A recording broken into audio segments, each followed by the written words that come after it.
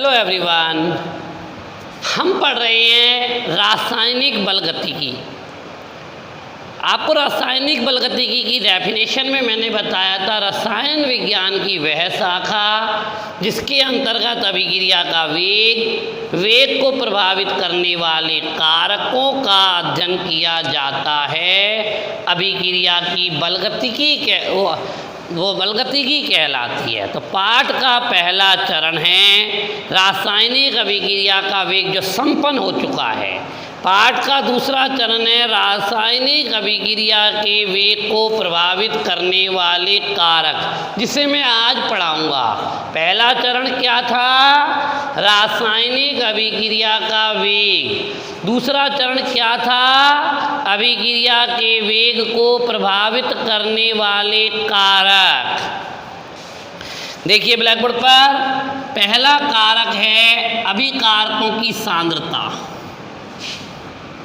अभिक्रिया का वेग अभिकारकों की सांद्रता के समानुपाती होता है।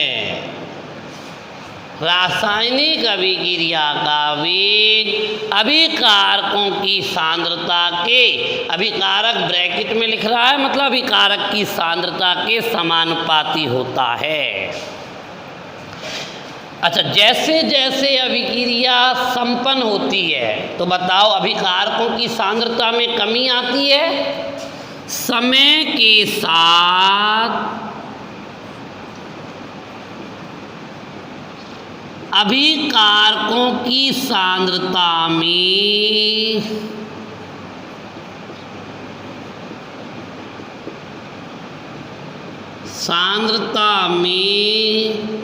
कमी आती है। अतः अभिक्रिया का वेग भी कम होता जाता है। पहला कारक क्या है? अभिकारकों की सांद्रता।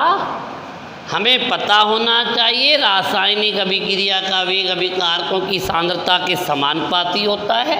समय के साथ अभिकारकों की सांद्रता में कमी आती है और अभिक्रिया के वेग में कमी आती है। वक्र द्वारा इसे इस तरह से समझाया जा सकता है। पहले बताया हुआ है मैंने, ये सांद्रता अक्ष है और ये समय अक्ष है। अभिकारकों की सांद्रता समय के साथ घट रही है, उत्पादों की सांद्रता समय के साथ बढ़ रही है। अतः रासायनिक अभिक्रिया का वेग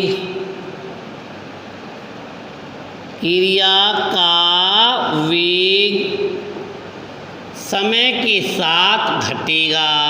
बताया था ना एक दिन मैंने। तो पहला कारक क्या हो गया भाई? अभिकारकों की सांद्रता घट रही है इसलिए अभिक्रिया का वेग घटेगा। पहला कारक क्या हो गया? अभिकारकों की सांद्रता। सांद्रता बढ़ाने पर रासायनिक अभिक्रिया के वेग में वृद्धि होती है और सांद्रता घटाने पर अभिक्रिया के वेग में कमी आती है। अर्थात अभिक्रिया का वेग अभिकारकों की सांद्रता के समानुपाती होता है। दूसरा कारक है ताप। बड़ा सिंपल सी बात है, ये पेपर में क्वेश्चन भी आता है। ताप बढ़ाने पर रासायनिक अभिक्रिया का वेग बढ़ जाता है, क्यों? इसका उत्तर लिख रहे हैं। ताप बढ़ाने पर अभिकारक अणुओं की गतिज ऊर्जा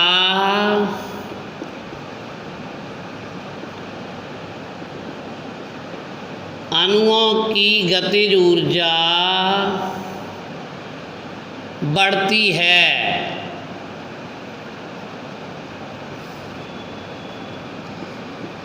अभिकारक अणुओं की गतिज ऊर्जा बढ़ती है, अभिकारक अणुओं की टक्कर में वृद्धि होती है।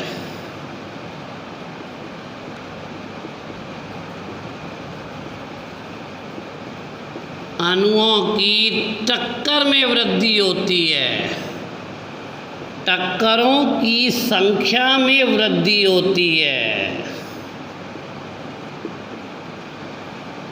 अतः अभिक्रिया का वेग बढ़ जाता है। दोबारा सुनेंगे। ताप बढ़ाने पर अभिकारक अणुओं की गतिज ऊर्जा बढ़ती है, गति बढ़ जाती है, टक्करों की संख्या में वृद्धि होती है और अभिक्रिया का वेग बढ़ जाता है। तो आपको पता लग गया ताप बढ़ाने पर अभिक्रिया का वेग क्यों बढ़ जाता है। उत्तर बड़े सहज शब्दों में, ताप बढ़ाने पर अभिकारक अणुओं की गतिज ऊर्जा बढ़ जाती है, जिससे अभिकारक अणुओं की टक्करों की संख्या में वृद्धि होती है और अभिक्रिया का वेग बढ़ जाता है। 10 डिग्री सेल्सियस ताप बढ़ाने पर अभिक्रिया का वेग 2 से 3 गुना हो जाता है। ताप बढ़ाने पर अभिक्रिया का वेग 2 से 3 गुना हो जाता है। ठीक है भाई। दूसरा कारक हो गया ताप। पहला कारक कौन सा था? अभिकारकों की सांद्रता। अभिक्रिया का वेग अभिकारकों की सांद्रता के समानुपाती था ना। दूसरा कारक हो गया ताप। ताप बढ़ाने पर भी निर्भर करता है। अब है अभिकारक व उत्पाद की प्रकृति। किसी रासायनिक अभिक्रिया में पुराने बंध टूटते हैं, नए बंध बनते हैं।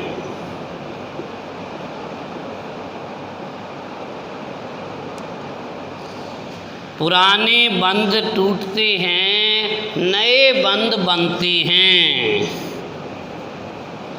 अगर टूटने वाले बंध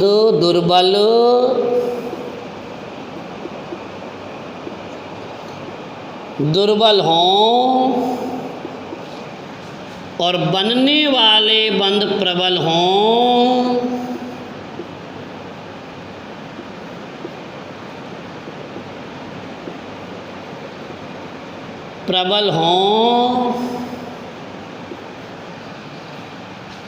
टूटने वाले बंध और बनने वाले बंध प्रबल हों तो अभिक्रिया का वेग अधिक होता है। और अगर उल्टा काम है तो टूटने वाले बंध प्रबल और बनने वाले बंध दुर्बल हों तो अभिक्रिया का वेग कम होता है।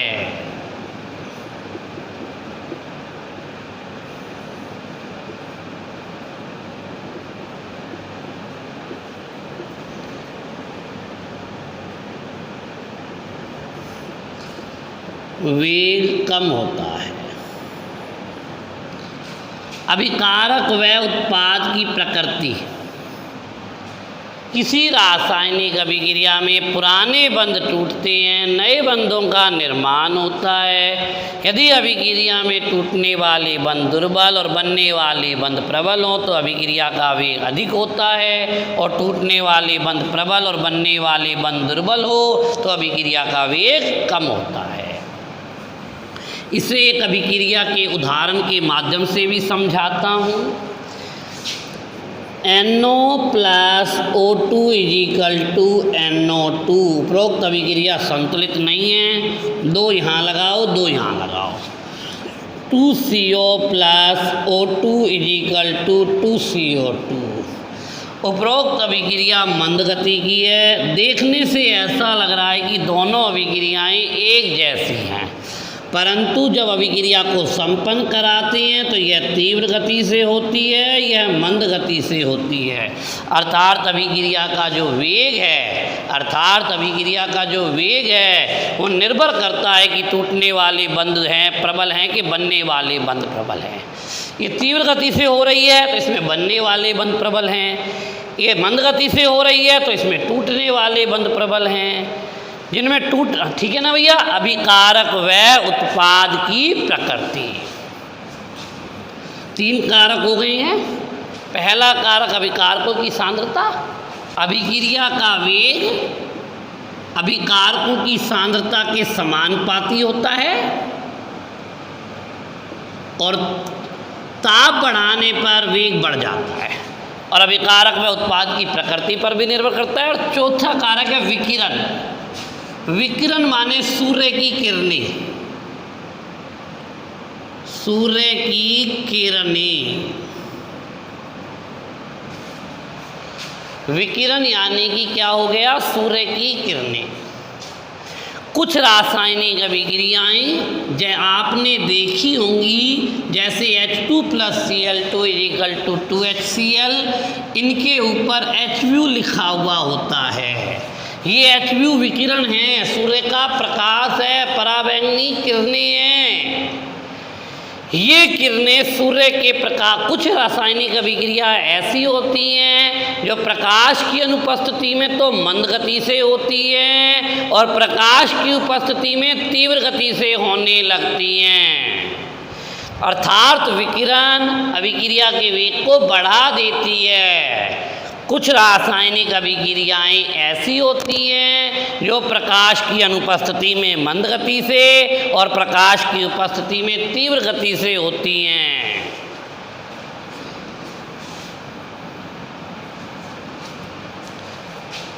अब है पांचवा कारक, अभिकारकों का पृष्ठीय क्षेत्रफल। मेरा विचार ये है, पृष्ठीय क्षेत्रफल जितना अधिक होगा, पृष्ठीय क्षेत्रफल जितना अधिक होगा, अभिकारक अणुओं का टक्कर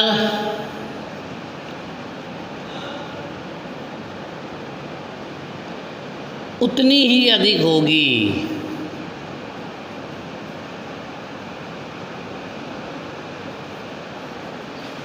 पृष्ठीय क्षेत्रफल जितना अधिक होगा, अभिकारक अणुओं की टक्कर उतनी ही ज़्यादा होगी। और अगर अभिकारक अणुओं की टक्कर ज़्यादा होने लगेगी तो अभिक्रिया का वेग अधिक होगा।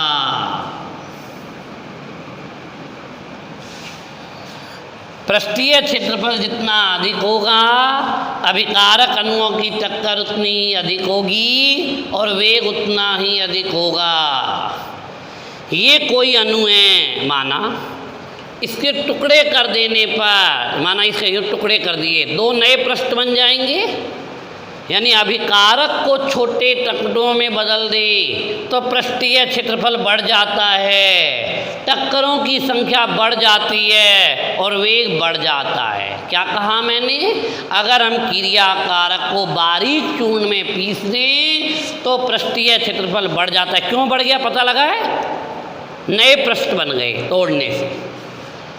आपने देखा होगा एक बड़ा मिश्री का टुकड़ा पानी में धीरे धीरे घुलता है, परंतु उसे बारीक चूर्ण में पीस कर डाले तो जल्दी घुल जाता है, क्योंकि बारीक चूर्ण का पृष्ठीय क्षेत्रफल अधिक होता है, टक्कर अधिक होती है और घुलने की दर बढ़ जाती है। लकड़ी के बड़े टुकड़े की तुलना में छोटे छोटे टुकड़े शीघ्रता से जलते हैं। कारण आपको समझ में आ गया होगा कि जितना छोटा टुकड़ा होगा संपूर्ण पृष्ठीय क्षेत्रफल उतना ही अधिक होगा और टक्कर की दर अधिक होगी और अभिक्रिया का वेग अधिक होगा। तो फिलहाल मैंने आपको कितने कारक पढ़ाए हैं? 5। छठा कारक है उत्प्रेरक। छठा कारक है उत्प्रेरक। देखिए ये कौन है? ए बॉन्ड बी अभिकारक। ये कौन है? अभिकारक। अभिकारक पहले टकराते हैं। ये बात इस पाठ में कई बार आएगी। टक्कर मारी ए बी ने सी को या सी ने ए बी को, धीरे धीरे ए और बी का बीच का बंध कमज़ोर होता गया और सी से बंध बनता गया। ए और बी के बीच का बंध कमज़ोर होता गया और सी से बंध बनता गया। तो क्या आ जाएगा? ए अलग हो जाएगा, बी सी अलग हो जाएगा। ए डॉट बी प्लस सी, ये वाला बंध कमज़ोर हो गया, ये वाला बंध बन गया, ए अलग हो गया, बी सी अलग हो गया। यानी अभिकारक को उत्पाद में बदलने से पहले ये अभिकारक है और ये उत्पाद है। पहले संक्रमण अवस्था बनी थी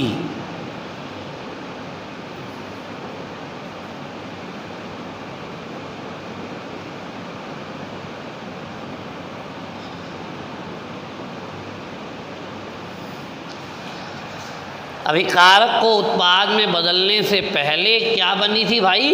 संक्रमण अवस्था बनी थी। इस संक्रमण अवस्था की ऊर्जा अभिकारक और उत्पाद की ऊर्जा से ज़्यादा थी।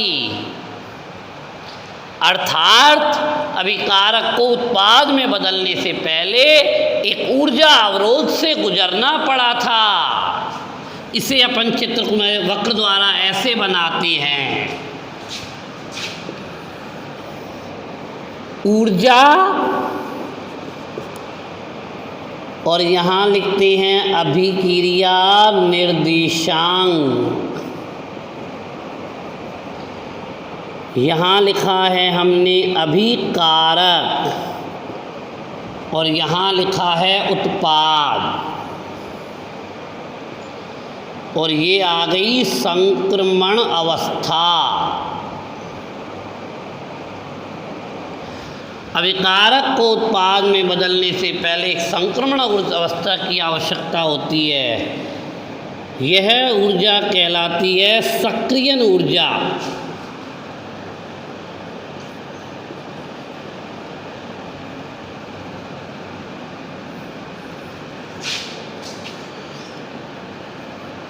सक्रियण ऊर्जा यानी अभिकारक के अणुओं को उत्पाद में बदलने से पूर्व एक संक्रमण अवस्था से गुजरना होता है, जिसकी ऊर्जा सामान्य ऊर्जा से अधिक होती है। इसे कहते हैं सक्रियण ऊर्जा। अब उत्प्रेरक क्या करता है?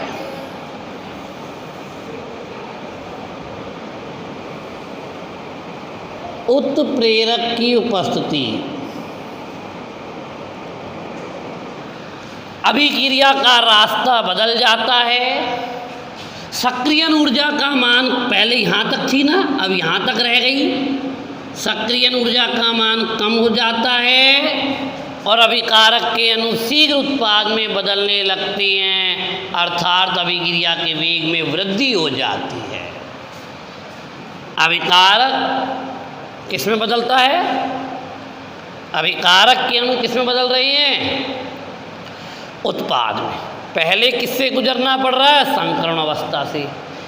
इसके लिए एक्स्ट्रा ऊर्जा चाहिए, सक्रियण ऊर्जा। अब बात तो ये आती है कि रासायनिक अभिक्रिया के वेग को प्रभावित करने वाला छठा कारक कौन सा है? उत्प्रेरक। उत्प्रेरक की उपस्थिति में अभिक्रिया का पथ बदल जाता है, सक्रियण ऊर्जा के मान में कमी होती है और अभिक्रिया का वेग बढ़ जाता है। ठीक है भैया, छठा कारक हो गया, क्या हो गया?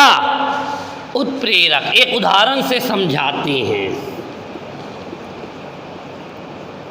ये एथिल एसीटेट है, C2H5 एथिल और CH3CO एसीटेट।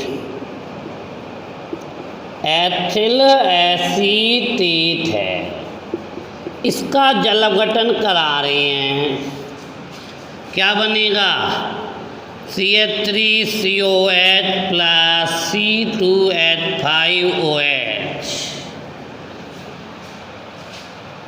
ठीक है, यह एक मंद गति की अभिक्रिया है, परंतु जब यही अभिक्रिया अम्ल की उपस्थिति में कराई जाती है तो इसका वेग बढ़ जाता है, अर्थात उत्प्रेरक अभिक्रिया के वेग को बढ़ा देते हैं। पुनः उदाहरण सुन ले। एथिल एसीटेट का जल अपघटन एक मंद गति की अभिक्रिया है। अम्ल की उपस्थिति में इसका वेग बढ़ जाता है।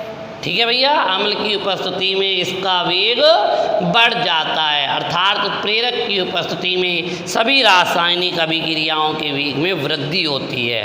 तो वेग को प्रभावित करने वाले कितने कारक पढ़ाए हमने? 6। पहला कारक कौन सा था? अभिकारकों की सांद्रता। दूसरा कारक कौन सा था? ताप। तीसरा कारक कौन सा था? अभिकारक व उत्पादों की प्रकृति, नए पुराने बंध ना।